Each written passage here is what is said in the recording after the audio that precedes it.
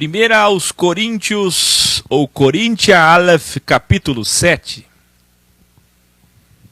Já foram 4.000 versículos, faltam 2.614.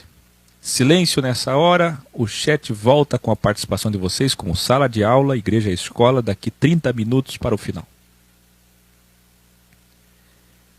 Diz Paulo, claro que eu queria que todos os homens fossem como eu.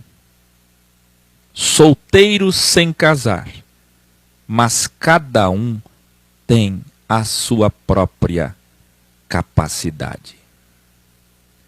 É incrível como textos da Bíblia são usados para defender celibato, para defender o eunuco espiritual, vocês já ouviram falar? Para fazer com que mulheres fiquem na igreja orando para o marido morrer o ex, para poder casar de novo.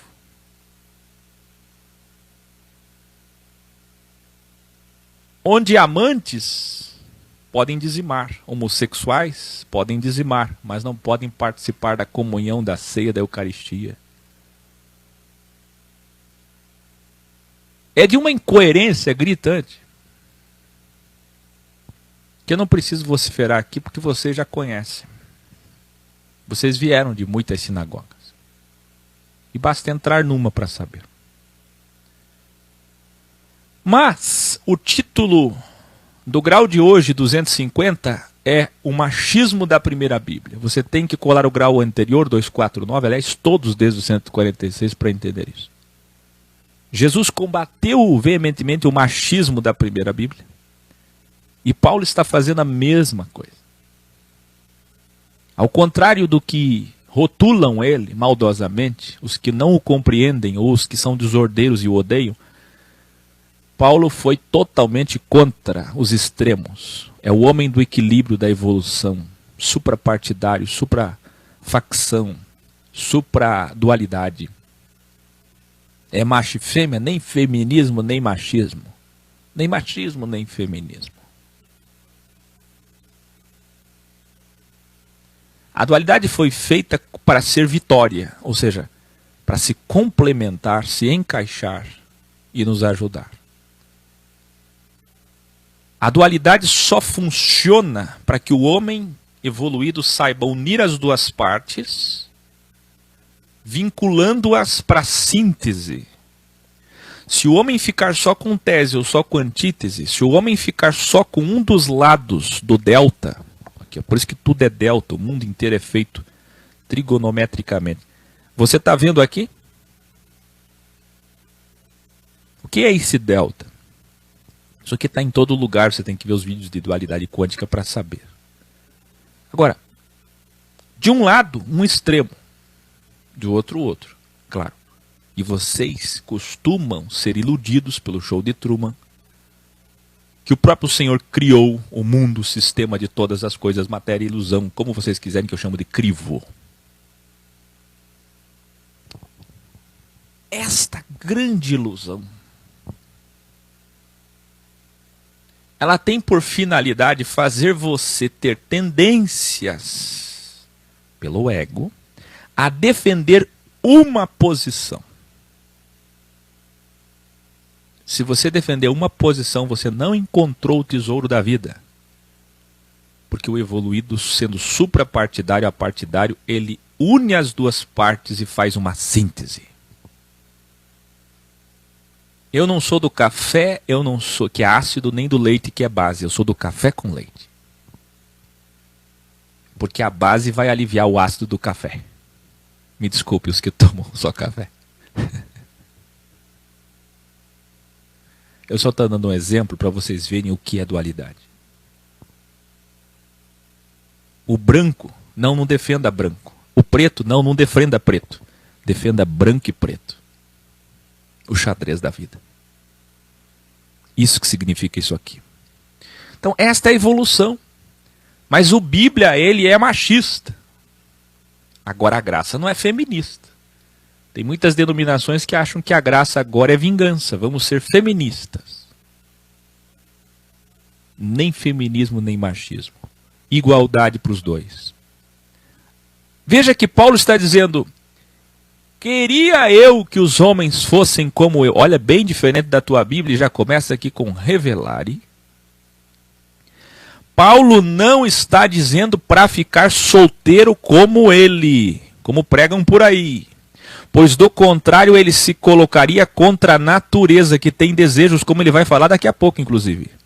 Bem como contra o que o Criador recomendou, dizendo que não é bom o homem ficar sozinho. E ele falou isso lá no início.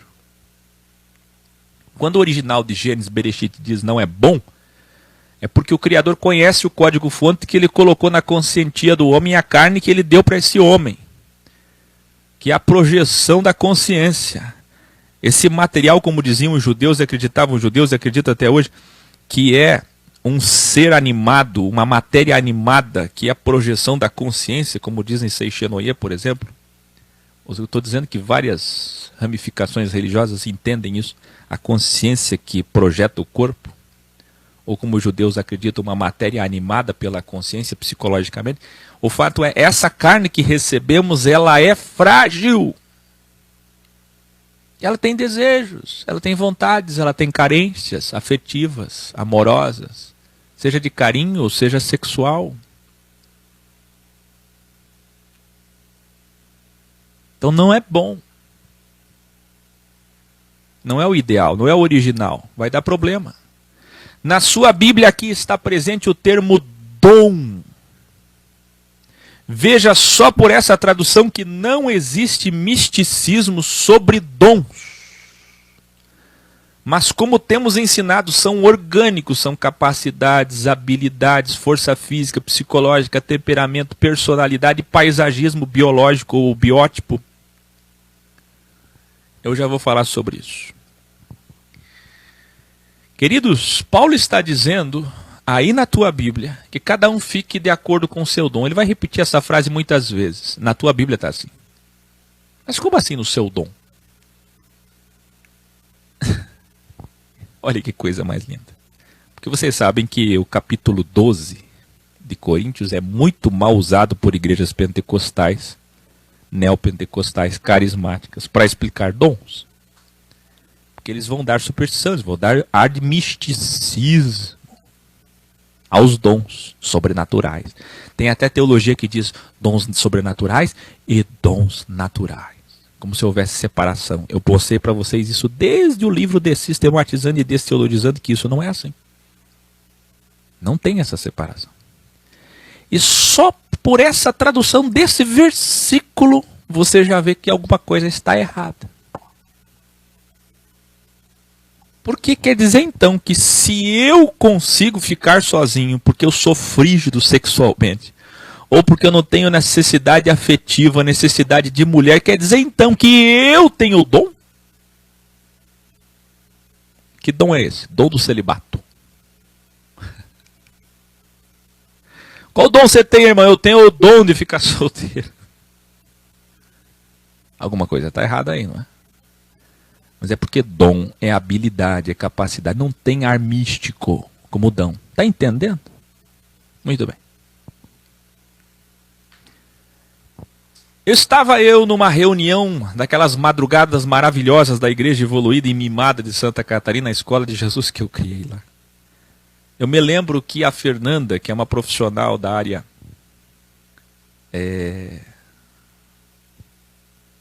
ela dá aula, ela forma pessoas, professora de pessoas nessa área. E ela me falou um termo maravilhoso, confirmando as coisas que eu estava falando assim em off, internamente. Eu não podia abrir esse assunto, nem internamente eu não costumo abrir. E é um assunto que eu estou hesitando há muito tempo de falar, e eu vou falar aqui hoje, no meio desse grau, porque eu não quero ofender ninguém, nem passar má impressão. Que é sobre o paisagismo, eu vou chamar assim paisagismo biológico. Ou seja, a sua fisionomia, a sua aparência, revela muita coisa sobre você, quem você é, dentro daqueles ciclos. E antes que eu leia, eu quero explicar que esses assuntos eu só falei lá em Santa Catarina até hoje, internamente. Me lembro da participação do Thales, da Ita, da Rafaela, do Valdemar. E a Fernanda que é uma profissional da área, confirmou sobre isso. Que ela estudou sobre isso. Agora eu não me lembro o termo que ela utilizou. Mas é algo parecido. Educare. Na Grécia Antiga, filósofos ilustres se dedicaram ao estudo das aparências. Os gregos tinham esse entendimento, a cultura grega, helenística, aqui presente em Corinto, Cencreia, Éfeso, enfim, o mundo inteiro estava contaminado, no bom sentido ou mau sentido, por essa cultura. Cultura inclusive essa, que veio lá de Aristóteles e seus discípulos, que chegaram até a elaborar teorias sobre como as feições de alguém refletiam seu espírito. Por exemplo, eles diziam que cabelos macios, ninguém vai se ofender aí, hein? São indício de covardia. Já estou sabendo, viu, Edjane, Maria Gessi, Luiz, Jair, Suelton, Luciana, que nós não vamos ter pessoas de cabelo macio em Brasília, no encontro, na manifestação. Cabelos macios podem ser um indício de covardia, isto é, de fragilidade, enquanto fios mais grossos são um sinal de coragem. Olhos brilhantes, bem abertos e com pálpebras injetadas de sangue são atrevimento. Já o nariz largo era tido como indicativo de preguiça. Hoje, claro, somos aconselhados a não julgar ninguém pela aparência. Mas alguns psicólogos estão descobrindo que o rosto é praticamente uma janela para os nossos segredos mais bem guardados. Um pesquisador descobriu que as pessoas com níveis mais altos de testosterona tendem a ter rostos mais largos com bochechas maiores. E têm mais tendência a terem uma personalidade mais assertiva, por vezes até agressiva. Indivíduos com rostos mais finos e alongados têm menos chances de contrair infecções, e quando isso ocorre, a doença é menos grave. Eles também tendem a ter uma incidência menor de depressão e ansiedade, provavelmente porque a saúde mental está bastante ligada à forma física de maneira geral. Bem como olhos roxos no fundo podem representar tendência melancólica e até depressão. Pessoas que têm essa tendência. Um indivíduo que tem pele com pigmentos ligeiramente amarelo-dourado podem ter uma saúde forte, pois os carotenoides são encontrados em frutas e hortaliças de cores laranja ou vermelha. Um tom mais rosado indica uma boa circulação sanguínea. É também um sinal de que a mulher está no período fértil, pois o hormônio sexual, estradiol, leva as veias das bochechas a se dilatarem ligeiramente no pico do ciclo menstrual. O fato é, nos graus sobre quântica, abordamos que a cada 12 pessoas, sem o Criador interferir indiretamente, reinicia o ciclo encíclico de nascimento, natalidade de prováveis 12 tipos de pessoas. Assim como os temperamentos representados por fases, que são os signos, como revelamos. Para você entender mais esse assunto, assista toda a septologia, alquimia, zodíaco, com base bíblica e coerência, por favor. Estão assustados? Não fiquem. Todos nós nascemos nesse ciclo de temperamentos, de personalidades. Até os animais possuem isso. Isso é muito sério. Você vai comprar um gatinho, vai levar um gatinho de adoção. Eu já falei isso ao vivo. Teve uma pesquisa super interessante, Revista Veja, quer dizer, foi publicado pela Revista super interessante, Revista Veja, aonde mostram que os gatinhos possuem também temperamentos como os humanos, por exemplo. Então você teria que ter um namoro com o gatinho antes de adotar ou comprar ele. Se fosse possível, você teria que levar para casa, para namorar ele por alguns meses, para ver se ele é agressivo, para ver se ele é fleumático, para ver se ele é melancólico, para ver se ele é sanguíneo, se ele é colérico. Está entendendo? Então Deus fez assim. Ele não interferiu, ele não disse, olha, essa daqui eu quero fazer sanguínea. Não. Nasce assim, pelo ciclo. A partir de Adão o ciclo vai e ele não interfere. As pessoas casam, se escolhem, e isto vai se miscuindo em gene, em DNA, e ele não interfere.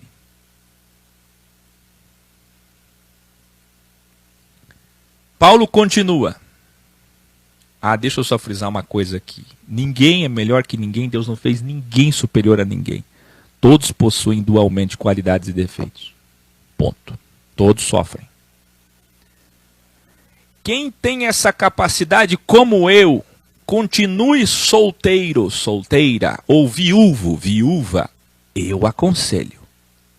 Quem tem essa capacidade, este dom, entendeu? Agora, aqueles que não possuem essa capacidade como eu, devem se casar, pois do que adianta ficar solteiro e ardendo de desejos sexuais? Na sua Bíblia diz se abrasando, ou brasa.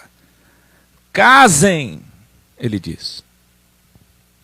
Porque aqui está mais uma prova da trilogia Desejo e Oração. Queria que todos vocês escrevessem no caderno de vocês como bons alunos e boas alunas. Eu falei isso em Criciúma, falei isso em Porto Alegre. Desejo é oração e pecado é desejo. Desejo é oração e desejo é pecado. Aí eu fiz no quadro, não vou fazer aqui, uma imagem que você tem que fazer agora no seu caderno. Lá no sistema você peca. Inclusive tem até o peca forte de Calvino Lutero. Se é para pecar, peca forte. Que é isso? Peca e pede perdão. Peca e ora. Sabe aquela goteirinha que fica na tua consciência, caindo do telhado?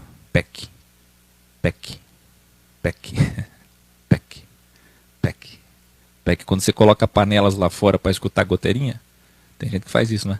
Goteirinha, peque, peque, peque. A torneira pingando. Na concepção evangélica, nós somos um desastre. E somos. Mas a correção desse desastre, que eles chamam de homem caído pela teologia equivocada, é que você tem que sempre pedir perdão, orar, Senhor. Então o que tem de oração em culto após culto, todo dia que o crente vai orar, Senhor, peço perdão pelos meus pecados. Me perdoa, Senhor. Ele acha que isso faz parte da devoção cristã. É assim que se recebe perdão. Ele aprendeu que, tendo feito isso, fechado os olhos, olhado para cima, porque imagina que Deus está lá, metaforicamente, está perdoado. E o Criador conhece as intenções e até absolve. Porém, o procedimento está equivocado. E muitas das vezes esses perdões, esses pedidos de perdão, são falsos, são da boca para fora, são costumeiros. A verdade é que lá no sistema você peca e ora. Peca e ora, peca e ora, peca e ora, peca e ora, pedindo perdão. É o contrário. O original nos mostra que o desejo é oração e o desejo é pecado. Então está muito mais na raiz, na origem, a origem está profunda. Vamos lá, vamos descer, vamos cavar, vamos mergulhar. A origem está lá no âmago, o cerne da questão é o desejo, a intenção. Aliás, aqui, ó. Esses deltas aqui, hexagrama, por exemplo, que poderia ser uma ampulheta, poderia ser tua Bíblia, poderia ser teu cérebro. Esse delta aqui representa exatamente isso. Intenção, motivação, desejo, que é o que Deus vê e lê, guarda, registra.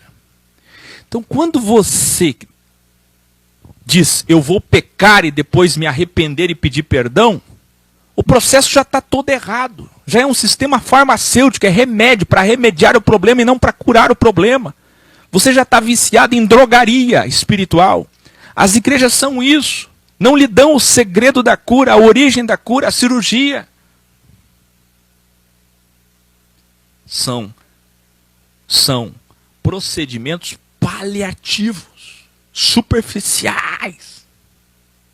Não vão curar. Porque para curar o problema está no desejo. Tem que aprender a desejar. Aprender a pensar. Lá no sistema você deseja, não tem combate a desejo, combate à mente, combate a pensamento, combate à consciência. Lá tem combate à prática, quer dizer, você idealizou, pensou, desejou, não importa. O problema é fazer, meu irmão, não faz. E se fizer, pede perdão. Está errado. Isso é enxugar gelo. Não tem cura. A cura é a origem. Você tem que não desejar o mal, que é errar, pecar. Não desejar coisas erradas. E aí sim você já está perdoado. Ou mesmo que desejar coisas erradas, já deseje nunca mais desejar aquilo. Desejou alguma coisa errada, imediatamente na própria consciência deseje na dextra agora, a esquerda desejou errado, a dextra agora, a direita agora, deseje nunca mais ser vencido pelo ego e pela sexta, deseje aperfeiçoar, deseje errar cada vez menos, deseje nunca mais desejar coisas erradas. Isso é oração. Os crentes não oram em pensamento? Que eles dizem que é orar em espírito. Sabe o que é oração em espírito? Que vocês chamam assim? É desejo. Eu preciso vencer lá na raiz, não deixar o problema acontecer. Veja que tudo é tão físico e material no sistema que até isso é físico lá.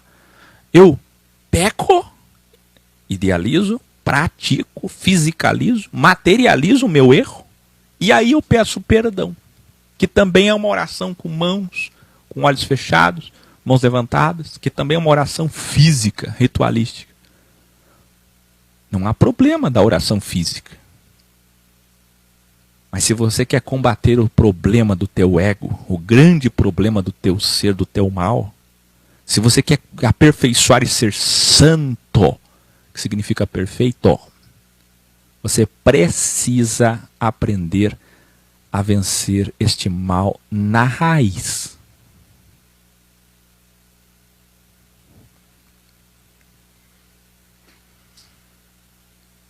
Do que adianta ficar desejando, ardendo de desejo? Não tem nenhum problema, não há uma satanização aqui. Paulo está sendo natural.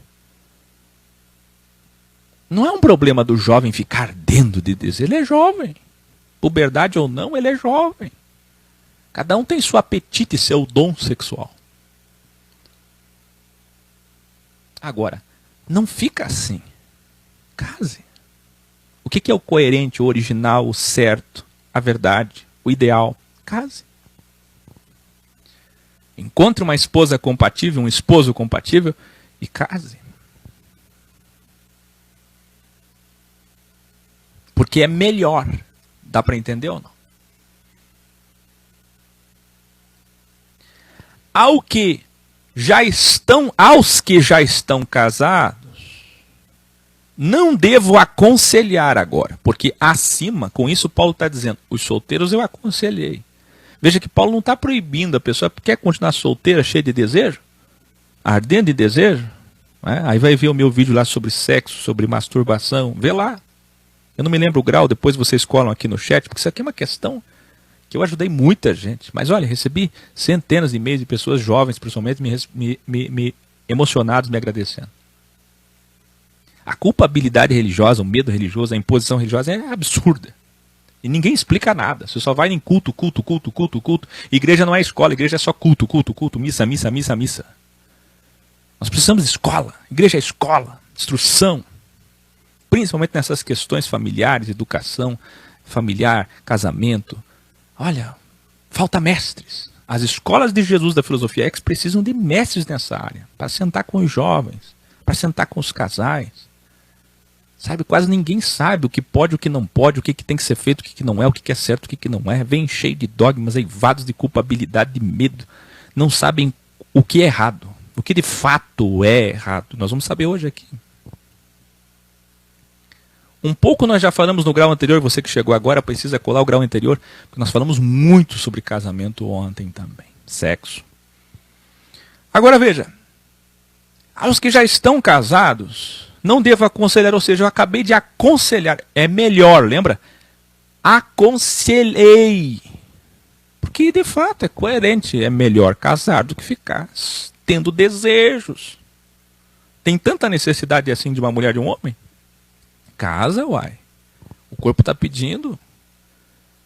A consciência está pedindo. Resolve o problema. É um problema. Ah, mas então eu vou casar só para isso? Não é. É uma questão e outra questão. As duas questões são importantes. A origem do problema e a solução do problema.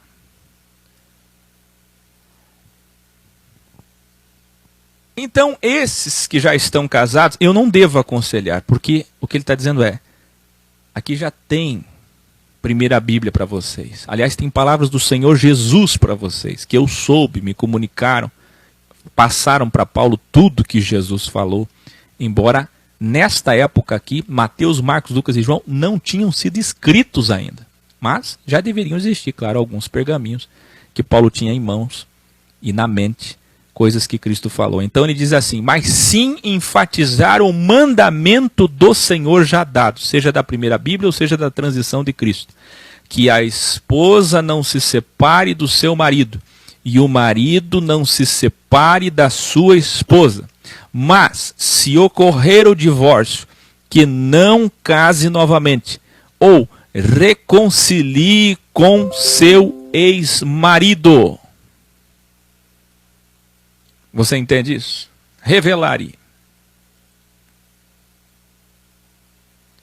Se alguém aqui está com dúvida do trecho de Mateus sobre casamento, vá colar desde o grau 146. Talvez alguém aqui ache o grau exato e cole para nós aqui no gravado que eu falei sobre casamento. No original, o que é que Jesus falou? Jesus falou sobre porneia.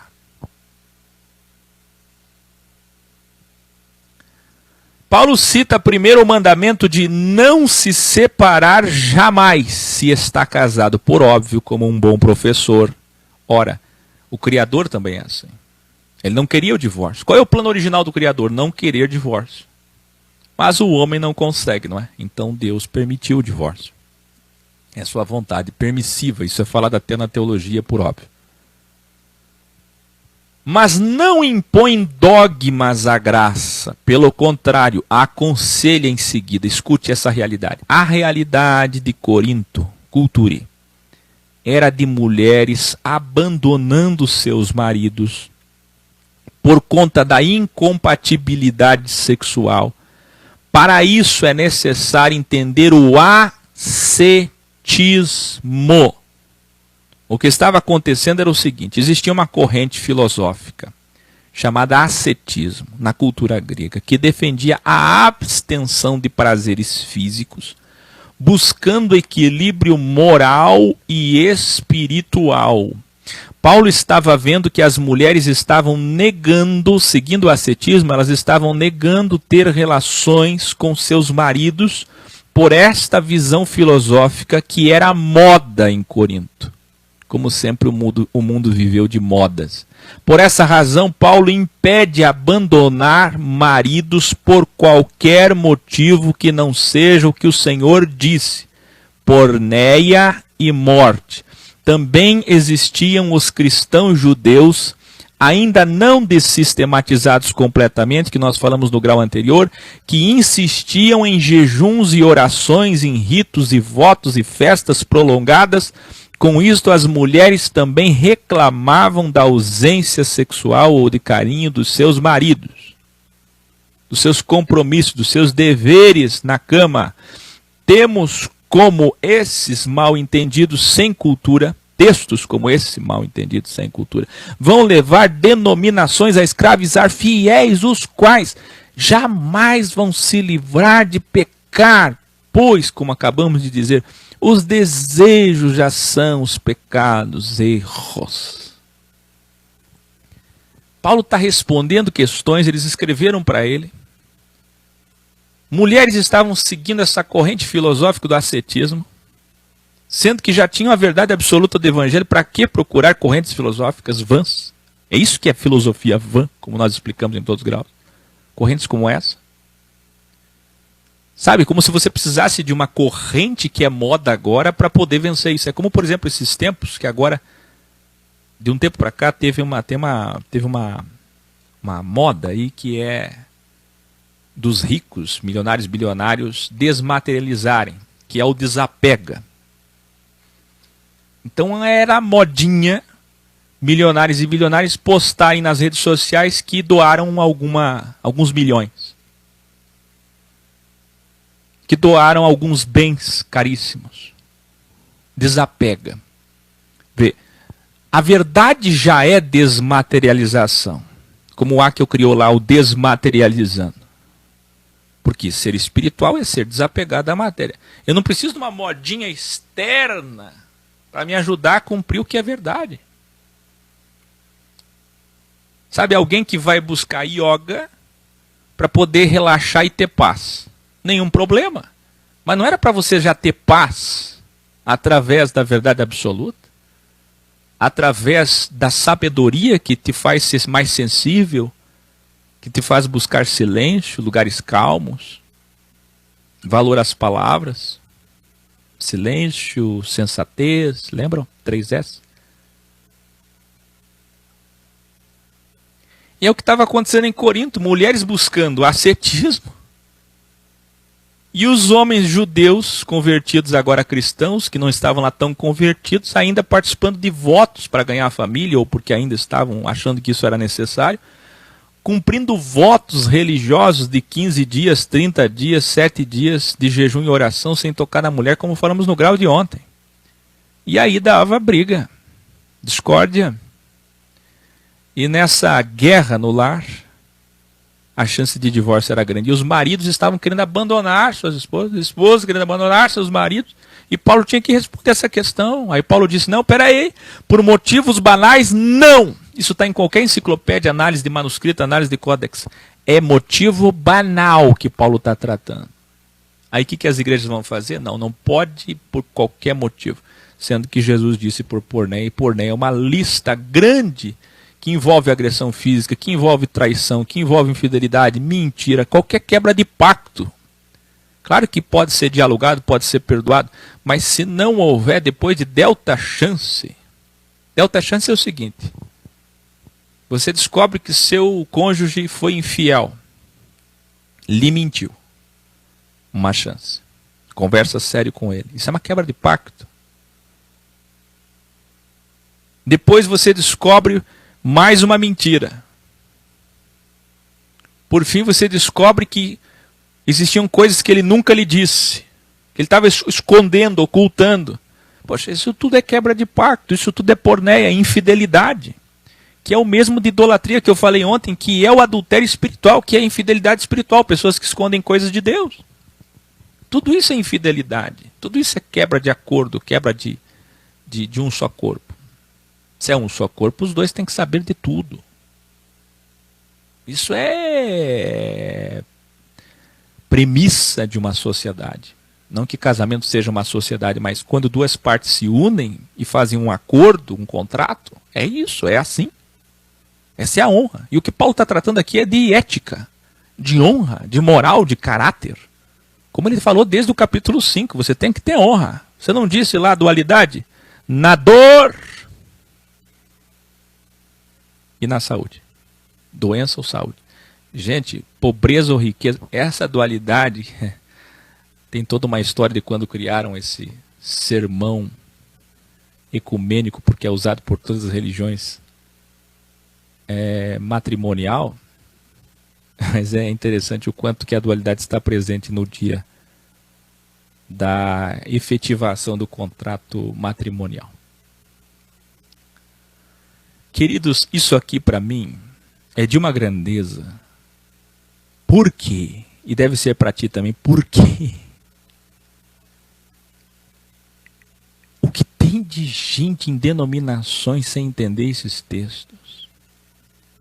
Essa Bíblia vai ajudar muita gente. Agora, se alguém pegar essa Bíblia e falar assim, eu não acredito, eu prefiro acreditar na minha, como se a dele tivesse alguma prova, alguma origem, né? A minha, sim, essa aqui. Porque essa aqui veio da Sociedade Bíblica Brasileira. Então, muito bem. Faz conforme tua verdade relativa. Quer sofrer? Sofre. Agora, a Bíblia não está impondo nada a ninguém na graça. Nem na lei. Os judeus largavam das esposas porque queimaram arroz.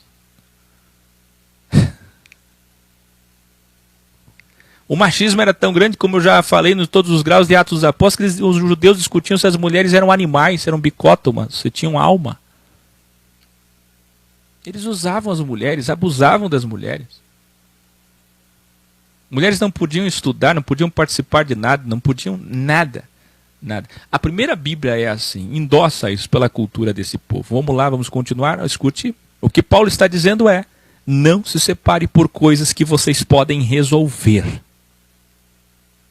Qual era o motivo? Ascetismo. Isso tem que ser resolvido. Vão se separar por ascetismo? Qual que é o outro motivo? Ah, porque o marido ainda está fazendo voto judeu. Ah, por favor. Ô maridão.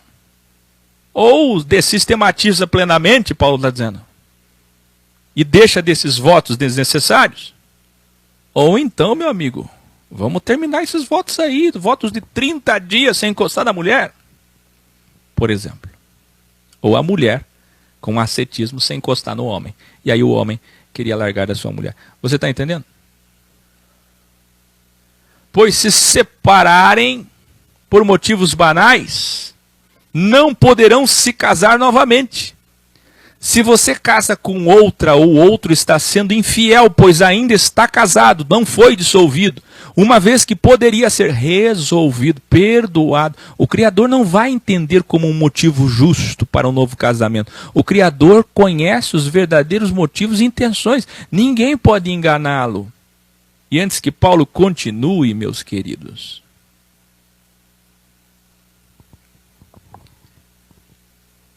está explícito aqui que você tem todo o direito de dissolver um casamento que houve porneia. Agora, motivo banal, falta de perdão, falta de amor. Essa carta de Paulo aos Coríntios é combatendo o ego e gritando no ouvido deles, falta amor. O ápice disso está em 1 Coríntios 13. Mas de ponta a ponta ele está dizendo falta amor. Quando ele fala da ceia, 1 Coríntios 10 e 11, ele vai falar falta amor. Quando falou do ego, 1 Coríntios 1, 2 e 3, falta amor. Quando falou sobre julgamento na igreja, que julgava que Paulo não era apóstolo, ele disse, vocês é que tem que julgar o mal aí de dentro. Falta amor. Tudo é amor. Paulo está falando de amor, de graça. Então Paulo está dizendo o seguinte, não dá para considerar, não dá para sentar e resolver essa questão? Vocês vão se divorciar por isso? Paulo continua, aos outros que já estão casados novamente, isso aqui é uma discussão extraordinária, porque igrejas como Quadrangular e outras teologias mais liberais pentecostais vão usar esse aos outros para abrir brecha para todas as outras classificações matrimoniais, conjugais, aos amigados que não são casados no papel, sem explicar o âmago da questão, viu Quadrangular, viu comunidades cristãs, viu vocês todos que usam aos outros. Não é isso. Quando dois dizem somos casal debaixo do mesmo teto morando juntos, somos casal diante de Deus, já somos casados diante de Deus, são casal, não importa papel, nunca importou papel, não tinha papel, até hoje não tem em Jerusalém, por favor. Existem algumas poucas culturas no mundo hoje, e muitas culturas existiram durante milênios, que nunca oficializaram diante de um juiz, nunca teve papel, nunca importou papel. Casamento é dos dois, entre os dois, diante de Deus e diante dos homens. Pois bem, o fato é então, quem são esses outros aqui?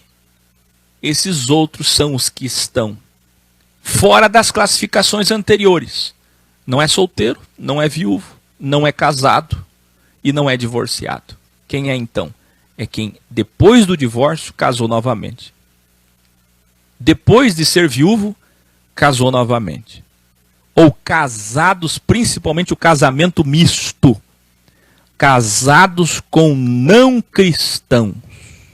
Principalmente esses são os outros. Eu agora ensino. Não é um mandamento. Olha que humildade de Paulo. A todo momento Paulo está dizendo, eu não crio mandamentos para a graça. Se Paulo não cria preceitos, costumes, dogmas, doutrinas na graça, quem é a Assembleia de Deus, quem é Deus é Amor, quem é a Congregação Cristã, quem é Adventista, quem são todas essas denominações católicas para criar dogmas?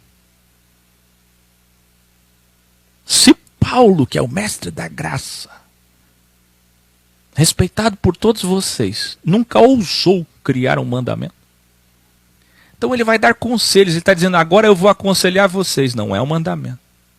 Porque acima, quando ele disse sobre casais, ele falou em mandamento, depois conselho, agora conselho. Quem estiver casado com uma cônjuge, com um cônjuge, perdão, depois eu corrijo ali, não cristão, e ele ou ela o ama ou a ama, respeita e vivem bem, não se divorcie dele, dela. Pois o cônjuge, marido ou esposa, que não tem fé, que não é cristão, é justificado através do cônjuge que tem fé. Vocês sabem que fé aqui é o mesmo que justificação, é o mesmo que graça, é o mesmo que Jesus. Jesus é essa fé, porque Jesus é a promessa cumprida, como nós vimos em todos os capítulos de aos Romanos. Fé é sinônimo de caminho, fé é sinônimo de conversão, enfim.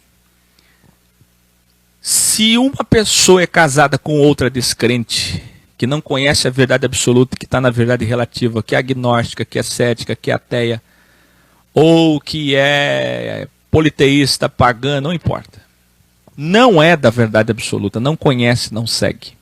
Mas vive bem com você, te ama, te respeita, às vezes até assiste os programas do Akel junto, vai com você nas reuniões, ou leva você nas reuniões, não precisa participar, mas ele vai com você, te respeita. E o Akel devolve ensinando vocês a serem superiores. Vai com ele na missa, vai com ele no passe, vai com ele no espiritismo, vai com ele aonde ele for, o que ele seguir. Se ele não vai em lugar nenhum, fica com ele em casa, acompanha ele. É isso que o Akel tem ensinado, não é? Não é isso que Cristo nos ensinou? Agora, se ele ter respeito e vivem bem, gente, isso aqui, dizem que Paulo é mentiroso, impostor, embusteiro, fariseu. Se Paulo é fariseu, só esse versículo aqui, só esse, nós já vimos vários, só esse daqui destrói tudo isso aí. Todos esses desordeiros que odeiam Paulo. Porque isso daqui é proibido pela Torá. Paulo está quebrando, rasgando a primeira Bíblia. Paulo está dizendo o seguinte: ei, você pode sim, se você vive bem, continuar casado com um pagão. Isso aqui para um judeu é abominação, é blasfêmia, você vai ver agora no Revelare. Mas antes ele diz: se assim não fosse, isto é, se quem tem fé não justificasse o outro cônjuge que não tem fé, seus filhos seriam ilegítimos. Não, ele diz. Se um cônjuge é cristão, os filhos, um só, os filhos já nascem legítimos, já nascem justificados. Revelare. Aqui na sua Bíblia foi tão mal traduzido que os sinônimos escolhidos são impuros, bastardos, imundos, dando sentido místico ou sacramental. Nada disso. É impressionante esse texto na tua Bíblia. Ele dá a entender que os filhos são imundos. Se fosse assim, aí Paulo estaria... você vê, as pessoas que fizeram a Bíblia, deixa eu explicar para vocês. Desde a Septuaginta, esses rabintos, depois Vulgata Latina, esse pessoal da extensão judaica chamada cristianismo falso, que aliás, não sei se vocês viram, encontraram lá as ruínas onde foi feito o concílio de Nicéia, hein? Século IV. Encontraram agora na Turquia. Vamos ver o que vai acontecer aí. Encontraram, entre aspas. Eu estou dizendo a vocês que esse cristianismo de Constantino, Lutero e Calvino teve a audácia de compilar ou endossar uma Bíblia que se contradiz a todo momento pela tradução que fizeram. Num versículo anterior, Paulo está combatendo o que os judeus defendem. Agora, como é que Paulo vai defender chamando os filhos de impuros? Sabe por que eu estou dizendo? Que quem chamava os filhos de impuros, quando esse era filho de dois pagãos, eram os judeus. Os judeus diziam, olha, se for filho com pagã, como o caso dos samaritanos que eram desprezados, por exemplo, julgados e condenados por isso, expulsos do templo, da cidade, são filhos bastardos. Se nascer filho de pagão, é imundo, é impuro. Nada disso. Paulo está falando em legitimidade. O original ali é legítimo, legalidade, isto é, justificação. Pois casamentos aonde não existem cristãos originais, geram filhos organicamente que não terão referência, nascem profanos, sem luz. Não é verdade? Qual é a tendência de um filho que nasce já de um casal sem fé, sem conhecimento da verdade absoluta? Um casal imoral, um casal liberal, libertino, como é que vai acontecer? O que vai acontecer com essa criança? Que referência ela vai ter? Ela vai ter metanoia? Ela vai ter visão de ser diferente? De santificação, de aperfeiçoamento? Do que é certo, do que é errado? Vai ter na consciência dela, mas os pais dela, o que vão passar para ela? É isso que Paulo está falando, por favor? É nesse sentido lógico, apenas, nada sobrenatural, ou como os judeus bíblias que julgavam e ainda julgam até hoje, dizendo que filhos de casais pagãos eram imundos, e que o casamento entre um judeu bíblia e um não judeu não era legítimo. Gente, povo, igreja, escola de Jesus, presta atenção. Os judeus diziam e dizem até hoje que casamento entre um judeu e um pagão não é legítimo. Portanto, não era nem divórcio, porque nem casados estavam, mesmo que tivessem filhos. Olha que gritante isso. Você está entendendo? Olha o que acontece. A mesma incoerência que hoje acontece nas igrejas em relação a casamento já aconteceu no judaísmo. Vou explicar. E você, largou da mulher, quer casar de novo? Não pode, senão você está em adultério. Pega pedras e apedreja ela. Expulsa da sinagoga. Chama de prostituta. Presta atenção. Olha o que o poder religioso fazia das igrejas naquele tempo, o sistema religioso. Agora, se é um juiz da lei, um bíblia, importante, rico, patrocinador, dizimista, fiel, se é um centurião que se converteu, alguém poderoso que tem algo a oferecer para a igreja, ou se é um líder, aí sabe o que acontece? Olha, desfaz aqui no tribunal dos judeus, no Sinédrio, eles marcavam um julgamento e desfazia o casamento por qualquer tipo de excepcionalidade. Encontrava uma coisinha ali, um pretexto, e desfazia. E eu revelei para vocês nos graus anteriores que eles faziam contratos de casamento com data para acabar, contratos de experimento. E com esses contratos, eles não eram obrigados a cumprir a lei, porque estava fora da lei. Ou seja, eles nem casaram, como é que iam se divorciar? Era só um contrato. Eles criavam formas de ter mulheres. E aquele que fosse casado, veja só, com uma mulher pagã, ou uma mulher que não quisesse seguir a Torá, a Bíblia, se ele conseguisse provar que a mulher dele não segue a Bíblia como ele segue, não é fiel à igreja como ele é fiel, entenda igreja, sinagoga, templo, se não é fiel, mesmo tendo filhos com ela, mesmo estando há 20 anos com ela, ele podia largar dela porque nem legítimo era. Olha que coisa terrível que sempre foi o sistema religioso. E o que é que Paulo está dizendo aqui? Paulo está ensinando o contrário. Paulo está combatendo o machismo da primeira Bíblia, os jejuns desnecessários e os julgamentos religiosos. Que lindo! Os julgamentos daqueles que ainda não são dessistematizados. Julgamentos daqueles que condenavam, que diziam, é casado com pagão, nem casado você é, diante de Deus. Esse casamento é imoral, é impuro. Paulo continua. Agora, se o cônjuge não cristão quiser se separar, presta atenção, pois não respeita a sua fé, te ameaça, ou não vivem bem, não te ama, então podem, neste caso, se separar e casar novamente, se quiser, pois, de fato, o contrato de casamento, neste caso, está desfeito. Se o teu marido é um pagão imoral, mas não bate em você, não lhe trai, porém, não comete nenhuma moixeia nem porneia, porém, ele não quer seguir a fé e obriga você a sair da tua fé, desrespeita a tua fé, vocês não vivem bem, você não consegue ter liberdade de servir ao Criador porque ele não deixa, ou ela não deixa,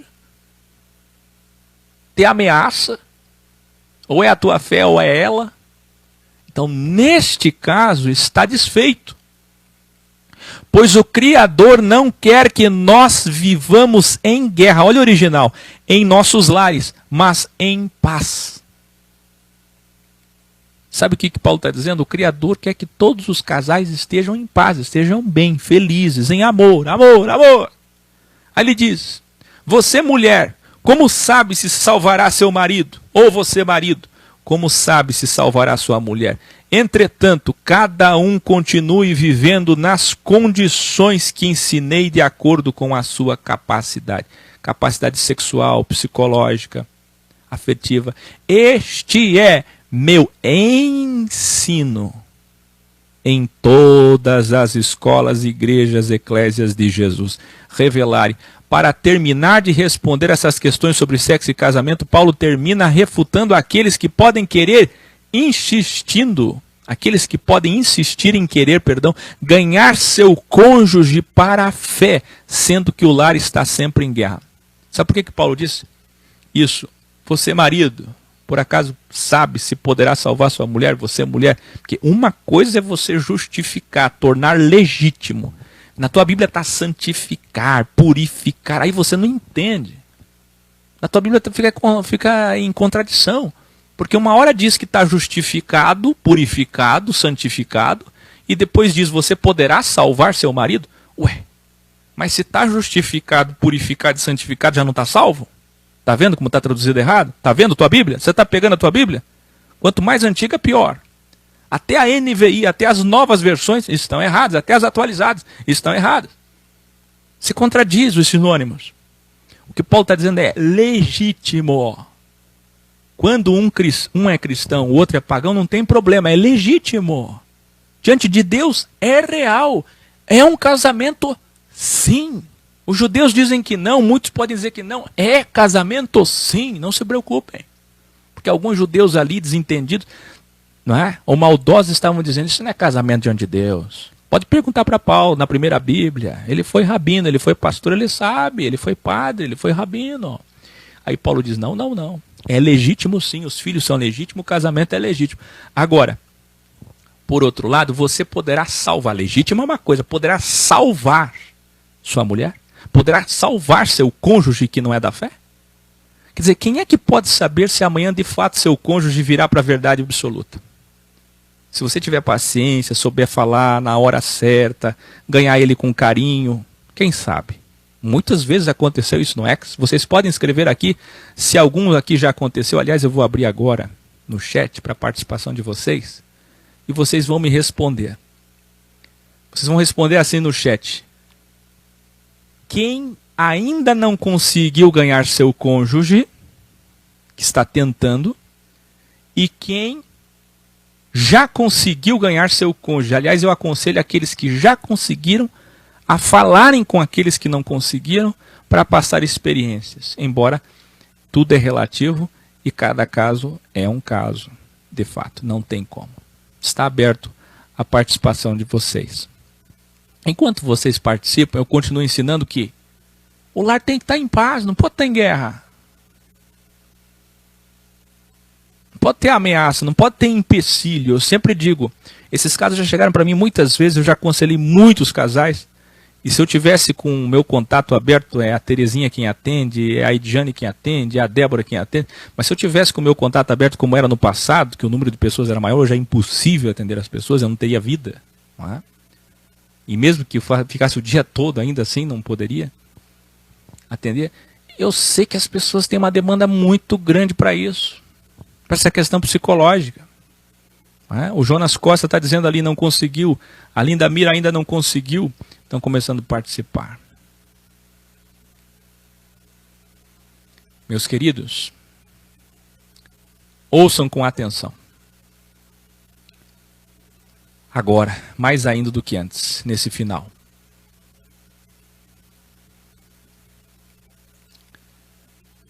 Nenhum homem, se eu estivesse aconselhando, e como já aconselhei, quando aconselho, nenhum cônjuge pode impedir o outro cônjuge a seguir a fé.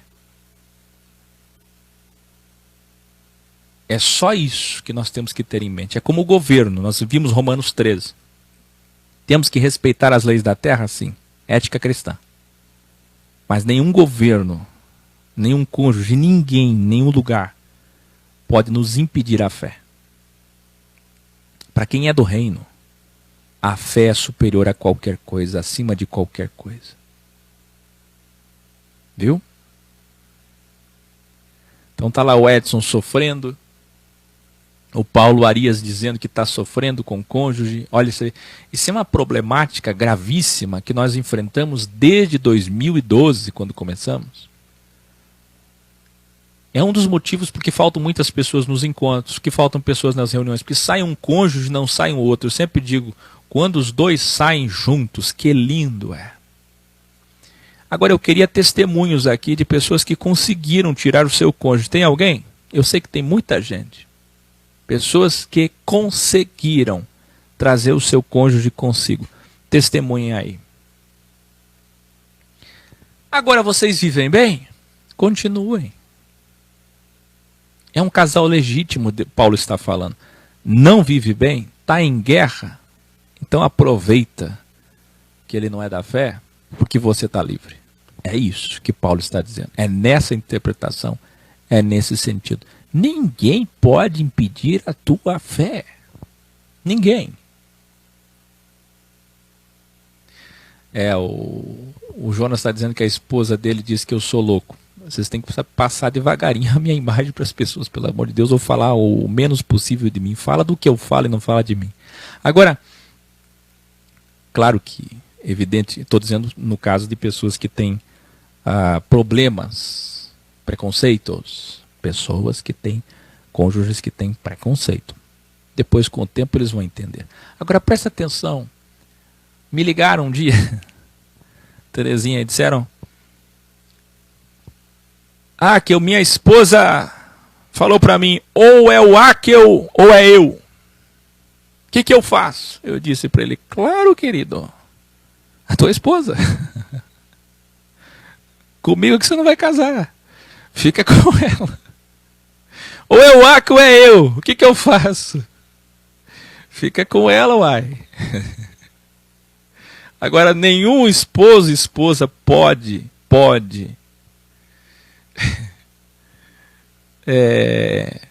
jamais impedir a tua fé. Jamais.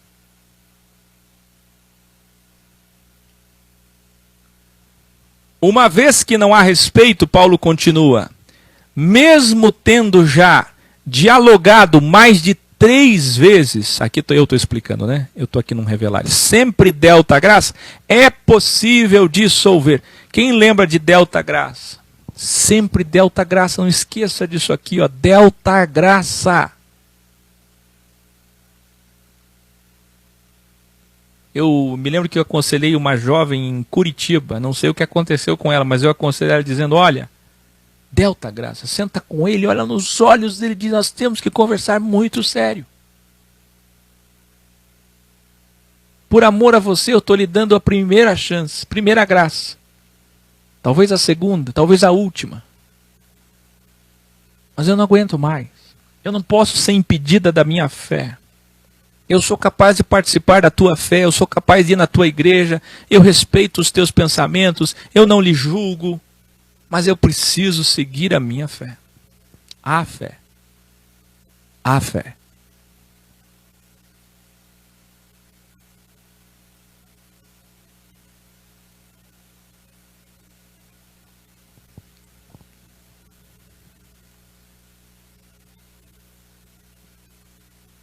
Sim e não, Felipe Queiroz. Sim e não. Agora, casados, cristãos, ambos da fé, não podem acabar por motivos banais. Esse é o ponto. Isso é imoral, não é ético, porque seria igual ou pior do que os mundanos desse sistema que não conhece a verdade. Paulo está preocupado com o seguinte: olha, tem casais pagãos de cultura grega ou de cultura romana que são liberais, e que não se divorciam por ascetismo, ou que não se divorciam por coisas dessa natureza, dessa espécie, por motivos banais. Imagina que triste para o nome de Cristo. A preocupação de Paulo, a origem de toda a preocupação de Paulo em todas as cartas é difamar o nome de Cristo, como nós fizemos ontem, o grande finale. Quem lembra, faça um pouco de silêncio nesse chat aí, quem lembra do grande finale de ontem? A vida se resume em falar bem ou falar mal de Deus através do corpo. Falar bem ou falar mal de Deus através do corpo. E que lindo. Que lindo o grande finale. Vocês têm que guardar isso. Guarda isso. Guarda isso. Isso é valiosíssimo. Guarda isso.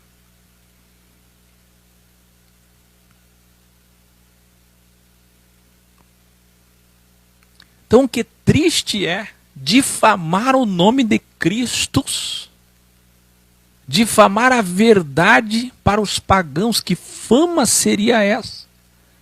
Se a igreja de Corinto começasse a se divorciar por qualquer coisa, a trocar cônjuge por qualquer coisa. Está entendendo? Imagina assim, ó. Olha a mente de Paulo. Olha como é que Paulo está pensando. Imagina se um cristão abandona a esposa porque é pagã. Essa pagã vai lá na cidade, não eram muitos habitantes, naquela época não tinha imprensa, a fofoca crescia, a fofoca se espalhava mais do que hoje, que são dias de WhatsApp.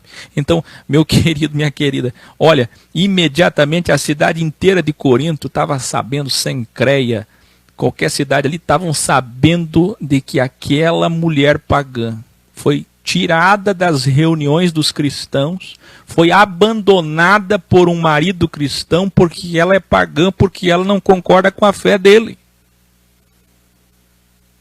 Ou porque simplesmente ela não quer se converter, porque ela não quer seguir o que ele segue. Olha que triste. Já imaginou? É isso que Paulo está pensando. O que os pagãos vão dizer se eles souberem disso? Entenderam isso? Portanto, pensem antes de casar. Vejam a compatibilidade sexual, emocional, comportamental e física. Iluminare. Em muitas Bíblias aparece o termo ordeno aqui, mas é um erro que só propaga ainda mais o ódio a Paulo daqueles que o julgam como legalista e machista, o que é bem ao contrário. O termo correto nos manuscritos gregos DF é ensino. Agora Paulo vai responder outras questões. Aí na tua Bíblia, em muitas Bíblias está escrito assim, eu decreto, é meu mandamento, eu ordeno, está errado. Paulo disse eu ensino.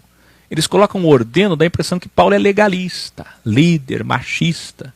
Isso é outra contradição, porque no próprio texto Paulo está dizendo, eu não vou impor nada a vocês, eu não posso criar mandamentos na graça, eu só estou aconselhando.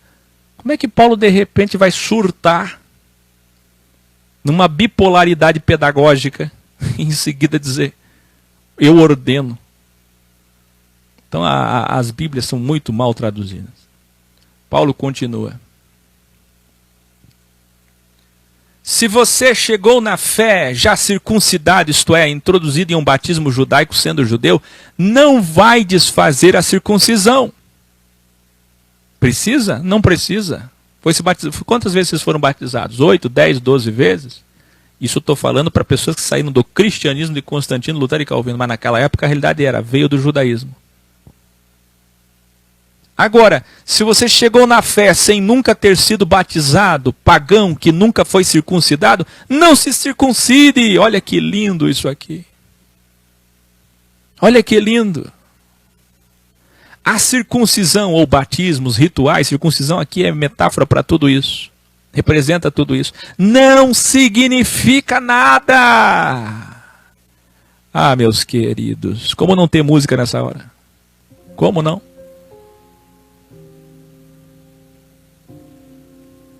Escreva aí, a circuncisão, batismos, rituais não significa nada. 1 Coríntios capítulo 7.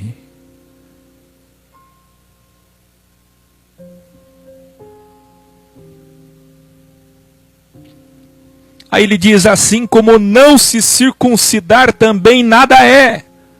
Qual a importância de se circuncidar ou não circuncidar, batizar ou não batizar? Vir do paganismo ou vir do judaísmo?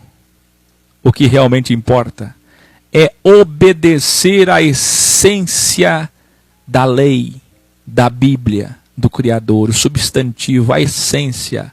Aí ele diz, judeus e pagãos, cada um deve aceitar como chegou na fé. Você tem que aceitar como você chegou. Não importa. Aos que chegaram na fé sendo escravos, não se incomodem com isso. Vocês sabem, a escravidão existia no mundo inteiro. É algo que só passou a inexistir não faz 100 anos. E vamos falar a verdade, um pouco mais de 100 anos. E ainda existe no mundo inteiro. Nós todos somos escravos, como nós falamos ontem, aliás. Querendo ou não. Mas se vocês puderem, vocês escravos, conseguir a liberdade, aproveitem essa oportunidade. Pois a vontade do Criador é de que ninguém seja escravo dos homens. Ao conhecer a fé, você já é liberto. Ele está alegrando, transmitindo motivação e alegria para os escravos. Da mesma forma, os que chegam na fé livres devem ser agora escravos de Cristo. Veja que ele faz uma dualidade completa, né? Solteiros e casados, virgens e não virgens, escravos e livres, judeus e pagãos. E praticamente, se você observar bem, ele está fazendo aqui uma comparação que só o sábio vai pegar a inferência de que se você está preso no judaísmo, na circuncisão, você é escravo do sistema. Se você está preso por uma mulher num casamento, você é escrava dela. Ou preso, ou um homem escravo, a mulher escrava do homem. Então você pode ser um escravo sexual, você pode ser um escravo matrimonial, você pode ser um escravo do sistema capitalista, você pode ser um escravo religioso. Porque ele coloca a escravidão exatamente no meio do assunto. Vamos lá. É lógico que ele está falando literalmente de escravos, mas metaforicamente o sentido da dualidade é a mesma.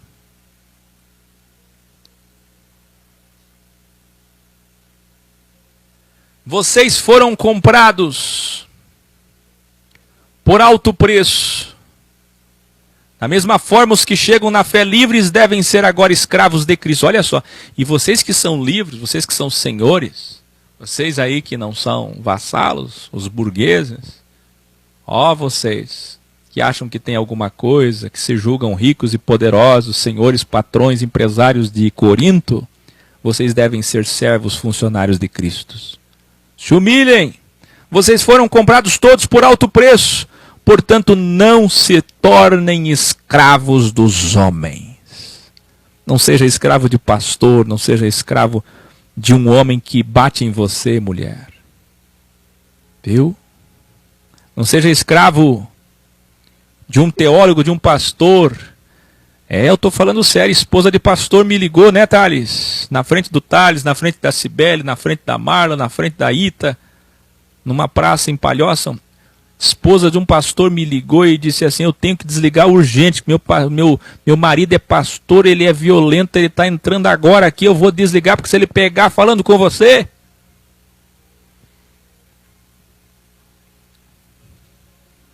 Viu? Não seja escravo de ninguém, de sistema capitalista nenhum, de sistema religioso nenhum, de homem nenhum. Sirva a Cristo. Fraternidade de Corinto, cada um deve estar em paz com a condição em que chegou na fé. Quanto aos que são virgens, meu único conselho, como alguém que pela bondade do Criador é digno de confiança. Olha que humildade, pela misericórdia do Criador. Eu tenho dom, sou professor e sou digno de confiança. Eu pergunto hoje, em 2022, 4 anos de erro no calendário. Eu sou digno da confiança de vocês? Confiança. Se o aluno não confia no professor, a mensagem não é passada. Muitas pessoas não me entendem porque não confiam em mim.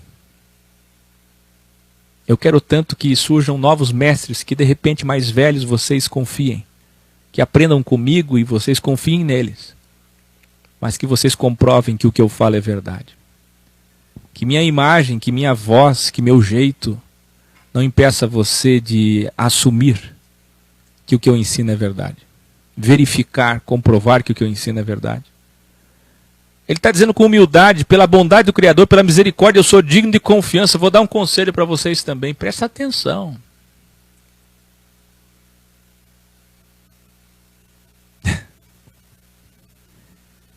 Isso aqui é tão lindo porque o que falam de Paulo, machista, legalista, impostor. Olha a educação, olha a elegância, olha a humildade. Cadê a ordem que ele está dando aqui? Cadê o dogma? Cadê o mandamento? Por causa da situação do mundo imoral, meus caros virgens, que nunca tiveram relação sexual, que nunca tocaram no sexo oposto, ou que nunca tocaram em alguém sexualmente, é melhor continuar virgem. Revelari. Aqui no sentido original, nos originais, Paulo está pensando assim por conta da grande tribulação. Ele achava que a grande tribulação ia começar em breve. Ele achava que Jesus estava voltando em breve. Bem como também o reino ia começar em breve. Então era melhor continuar virgem. A situação de depravação, de imoralidade, promiscuidade era grande no mundo. Ele achava que já era o fim. Na mente dele era o fim.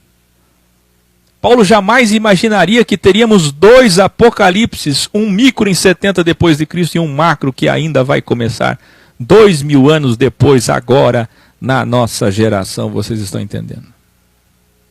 Paulo continua. Quanto aos que estão casados, repito, procurem não se separar. Procure não se separar. Isso aqui é magnífico. Sabe por quê? Porque alguém vai pegar os textos da Bíblia deles, das Bíblias dele, vai abrir e vai dizer assim, mas o Áquil está deturpando, aqui está bem claro, não pode se separar, e se separar tem que voltar com o marido, ou só depois que morrer. Não tem nada de coisa banal, não tem nada de ascetismo. Eu não sigo essas culturas, essas coisas sobre Corinto, sobre Grécia. Eu sigo o que está na Bíblia. Então, se você só acredita no que está na Bíblia, sem educação, sem evolução, sem cultura local, sem entender a igreja de Corinto, é impossível, aliás, entender as cartas de Paulo sem cultura, mas vamos lá.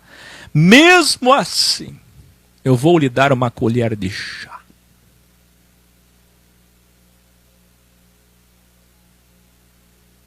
A própria Bíblia vai explicar o contexto. O contexto vai explicar o texto, o capítulo. Neste versículo, pasmem, senhores, mas Paulo está repetindo a questão dos casados, e aí ele diz assim, quanto aos que estão casados, repito, procure não se separar. Entendeu? Ele deixou mais para frente, procure não se separar, que é o mesmo de. Façam de tudo para não se separar. Isso suaviza, isso mostra e prova tudo o que eu falei. O que Paulo realmente está querendo dizer. Paulo não está dando regra, dogma, preceito, imposição, escravidão para a vida de ninguém. Paulo está dizendo, procurem, façam de tudo para não ter que acontecer isso. Não é o original. Aí ele diz, está solteiro, procure não casar. Mas por acaso ele diz que não pode casar? Mas, se os solteiros e virgens se casarem, isto não é um erro, pelo contrário. Contudo, os que casarem enfrentarão muitas dificuldades na vida, e eu só estou tentando poupar vocês desse sofrimento. Olha que lindo. O que quero dizer é que o tempo é pouco.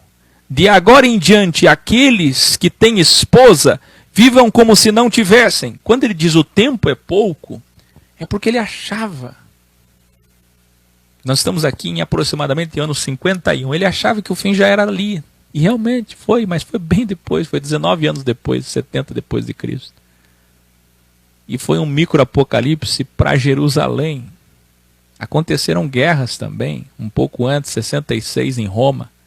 Invasão, destruição, fomes. Mas não houve uma guerra mundial, uma destruição mundial, nem o reino de Jesus chegou.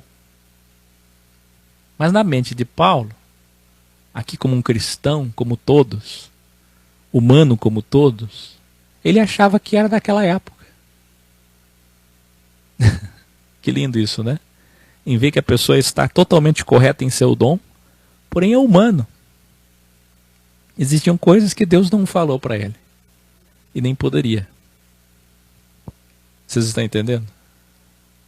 Aí ele diz, como se já estivessem acabando. Por isso essa desmaterialização completa. Porque o reino está começando. Vão ser materialistas para quê? O reino já vai chegar.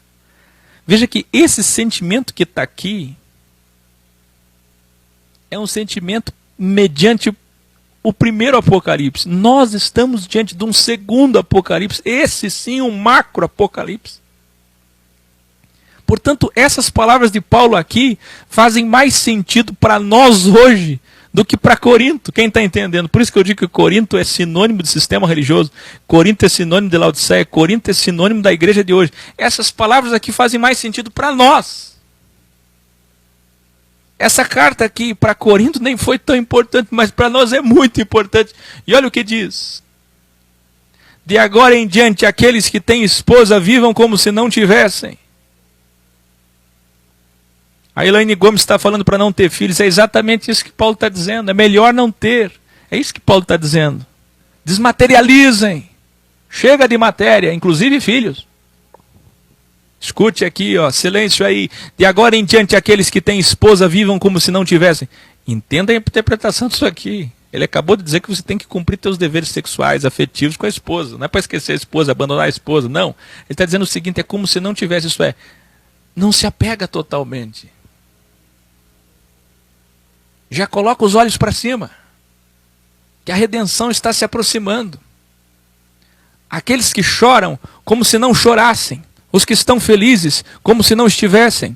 Os que compram algo, como se nada tivessem. Os que usam matérias do mundo, como se não as usassem. Porque tudo passa. Olha só, tudo passa, passa, passa. E vai a nossa música. Paulo está citando Salomão. Paulo é o Salomão da graça. Paulo está dizendo, tudo é vaidade, tudo é material, tudo é nada, tudo passa. Tudo é moda, tudo é status, tudo é volúvel. Eu falo isso para desmaterializar vocês, fazendo-os pensar nas coisas de cima, nas coisas atemporais, espirituais, imortais, eternas, e assim vencerem a ansiedade, o estresse, as síndromes, a depressão e as preocupações vãs. Veja, o homem que não é casado como eu tem tempo para as coisas espirituais e assim pode agradar ao Senhor. Agora o homem que é casado está sempre aflito, preocupado com as contas, sempre ansioso em agradar sua mulher, em agradar seus filhos, em agradar sua família, em dar o melhor para sua família, não tem tempo para o Senhor, não vai nas reuniões, não vai nos encontros, não pode aconselhar, não pode exercer seus dons, não tem comprometimento porque não tem tempo. O homem casado não é completo, é dual. Olha o que Paulo está dizendo, pois ele é metade, porque a metade dele está com a esposa. As mulheres solteiras, viúvas e virgens têm tempo como eu para o Senhor, e assim são perfeitas no corpo e no espírito. Pasmem, mas vai ter denominação legalista usando esse versículo para dizer que as mulheres têm que ser perfeitas no corpo, cabelão, saião. Não! O que ele está dizendo é o seguinte, ela é virgem, ela é intocável, ela é pura, ela é perfeita no corpo, nunca foi tocada. E assim como ela é perfeita no corpo, ela também está sendo no espírito. Porque assim como ela nunca teve tempo, nunca destinou tempo para a questão sexual, ela tem todo o tempo para as coisas do Senhor. A viúva que não tem mais relação sexual tem todo o tempo para as coisas do Senhor. É isso que ele está dizendo. São perfeitas na matéria e na imatéria, no corpo e no espírito. É isso que ele está dizendo. Mas eles interpretam tudo errado. Aí ele diz, já a mulher casada, preocupada em agradar seu marido ou a família, acaba sendo materialista. E sua vida espiritual não vai bem. Olha que coisa. A mulher casada está sempre preocupada com os filhos, com o marido, com a casa. Acaba sendo materialista. Casou, materializou. É muita preocupação. E as coisas do Senhor ficam de lado. E Ele está dizendo, o reino está vindo, temos pouco tempo, temos pouco tempo, temos pouco tempo. Imagina, essas palavras fazem muito mais sentido hoje. Agora sim temos pouco tempo. Aí ele diz por fim, não estou criando dogmas. De novo, com humildade, só estou aconselhando e falando verdades para vocês evoluírem, para vocês serem perfeitos. Aí na tua Bíblia está toda uma linguagem mística para plena consagração. Não é. Consagração é nada mais do que aperfeiçoamento, evolução do ser, ética cristã, moralidade, honra, palavra. Amanhã nós terminaremos os últimos versículos do capítulo 7 e faremos todo o capítulo 8, que é bem fácil, bem curto. E depois vem o difícil e revelador capítulo 9, daqueles que combatiam ele sobre salários. Será que Paulo recebia dinheiro ou não recebia? Quando recebia, como é que era, como que funcionava? Trabalhava ou não? Quando recebia? Quem é apóstolo, quem não é? Tudo isso vai ser desmistificado. Que lindo! Estamos chegando lá. Meus queridos, no meu coração fica um sentimento que eu vou falar de pé aqui no grande finale. Você vai abrir um vídeo do Padre Paulo Ricardo. Eu estou falando esse porque é mais fácil de achar. Mas se você for em bibliotecas, em compêndios, em enciclopédias, você vai achar documentos que vão comprovar o que o Padre Paulo Ricardo fala. Isso aqui falando em Brasil, YouTube. Coisa pequena, mas que comprova que a Igreja Católica compilou a Bíblia e deixou na mão dos protestantes evangélicos. Prestem atenção. Vocês conseguem olhar com os olhos de um padre agora, de um arcebispo de Roma, com os olhos de um cardeal? Vocês conseguem ter os olhos agora do Papa Bento XVI, Papa Francisco, dos papas todos? Como é que eles veem os evangélicos, os protestantes? Veja, eles escolheram os livros no concílio, compilaram a Bíblia no Novo Testamento, dizendo que são 27 livros do Novo Testamento, colocando Mateus, Marcos, Lucas e João como se fosse o Novo Testamento, enfim. Pegaram esses livros, compilaram e colocaram na mão dos protestantes, porque os leigos católicos não podem estudar a Bíblia, só o sacerdote por ordem rabínica, extensão do judaísmo. Mas os protestantes dizem que tem o Espírito Santo. E do sola fide, sola fé, sola escritura, sola a Bíblia, só a fé, peca forte, e vem vindo, e graça irresistível, até chegar no pentecostalismo. Os bíblias evangélicos que têm uma Bíblia não vão analisar a cultura grega, não vão conhecer o helenismo, não vão analisar as questões locais de cada destinatário. E não vão entender as cartas. Agora eu quero que você tenha os olhos de um papa, de um arcebispo, de um padre. Tem os padres que fingem ser padres, mas tem os padres que realmente são padres. Esses padres, bem formados em teologia e filosofia, você consegue enxergar com os olhos deles agora? Como é que eles olham um pastor, um ancião da congregação cristã, um ancião testemunho de Jeová, um pastor da Assembleia de Deus, um pastor quadrangular? Como é que eles olham isso? Quando eles veem denominações com 4 milhões de fiéis usando o véu. Uma questão das prostitutas de Corinto. Quando eles veem cargos, dons, línguas estranhas dos anjos.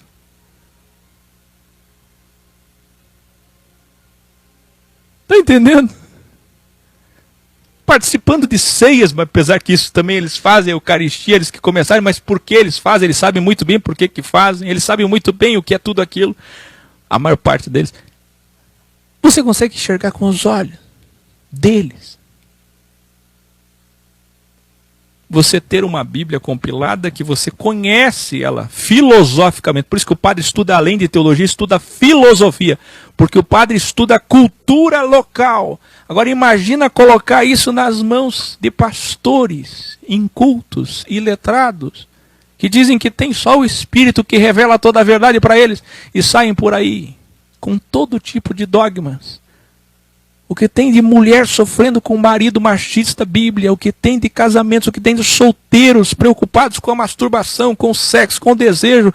O que tem de viúva preocupada em casar de novo. O que tem de gente sofrendo com o marido drogado, bêbado, alcoólatra, violento, pedófilo. E eu não posso largar, eu tenho que orar por ele, convertê-lo. Orem por meu marido. O que tem de gente sofrendo nesse mundo, tudo por causa da Bíblia, tudo por causa das interpretações erradas. E os padres, e os papas, e os cardeais estão olhando tudo isso.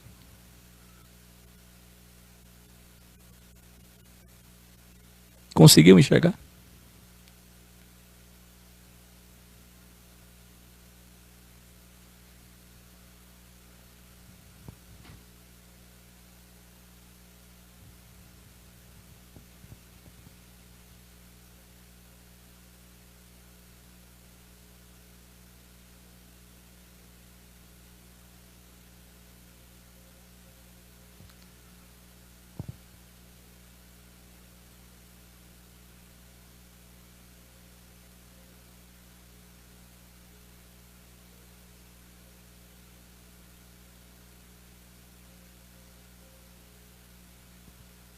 Que coisa, não?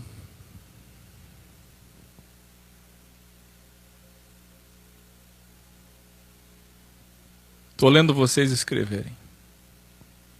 Adenildo, como você é um jovem, seja esforçado, o mesmo ânimo que você tem para fazer piadinhas imorais e brincadeiras, tenha a mesma energia para colar desde o grau 146.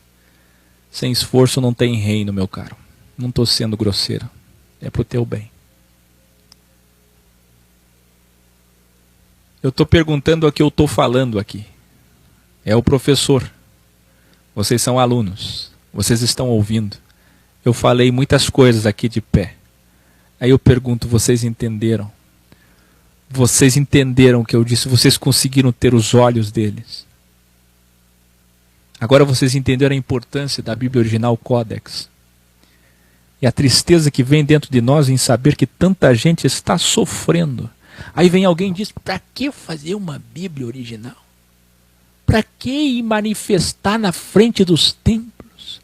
Para que fazer encontros e reuniões? Para que ficar fazendo programa Lux Mealex todo dia? Para que ficar falando dessas coisas? Será que vocês não serão culpados também por serem coniventes? Por saberem que tem mulheres sendo espancadas pela Bíblia? Casamentos, pessoas sozinhas, isoladas, depressivas, angustiadas, sofrendo, caladas, escondidas.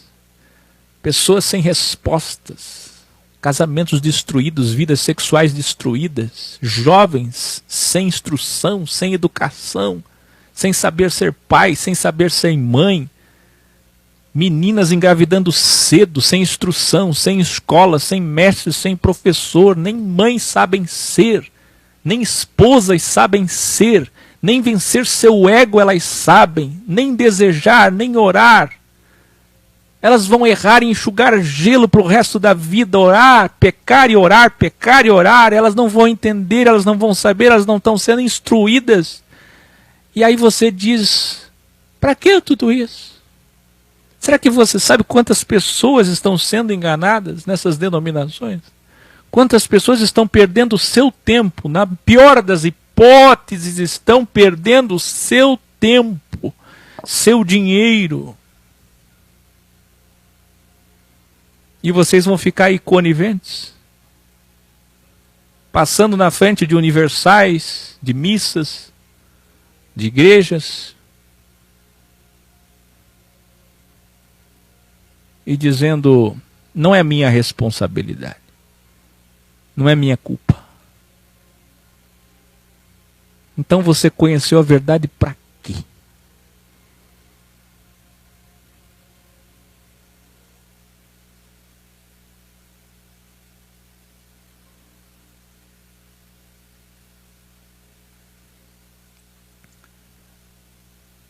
Conseguiram enxergar isso?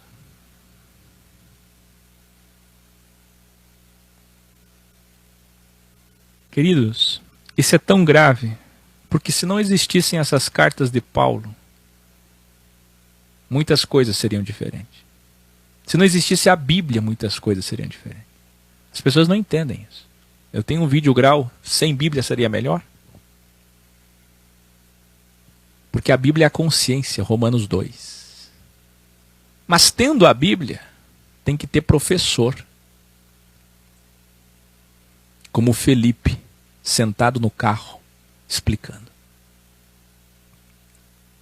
Se tem Bíblia, se tem matéria, se tem livros, tem que ter mestre. E não é qualquer livro, é a Bíblia. O Jô Soares, poliglota, escritor, extremamente culto, vocês sabem, gostando dele ou não, todo mundo, é unanimidade, uma pessoa extremamente culta. Um dia ele disse em seus últimos programas, a Bíblia é o único livro que eu não consigo entender. Como entenderão? Olha a bagunça que está por aí. Será que vocês podem apoiar esse trabalho e entender a importância do que estamos fazendo aqui? Boa noite. Atenção! Dia 22 e dia 23 de setembro, final de semana, sábado e domingo, manifestação da verdade em várias denominações de Gramado e Canela, principalmente na Catedral Principal de Gramado e Canela, algo que nunca foi feito na história da Serra Gaúcha. Uma cidade desenvolvida, turística, uma Alemanha no Brasil, um Japão no Brasil, que nunca aconteceu uma manifestação desse tipo. Todos estão convidados. Escola de Jesus.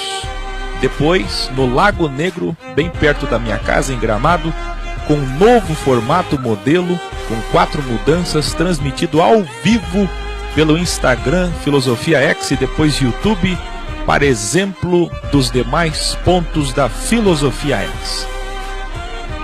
Dia 29 de setembro, manifestação da verdade em Balneário Camboriú.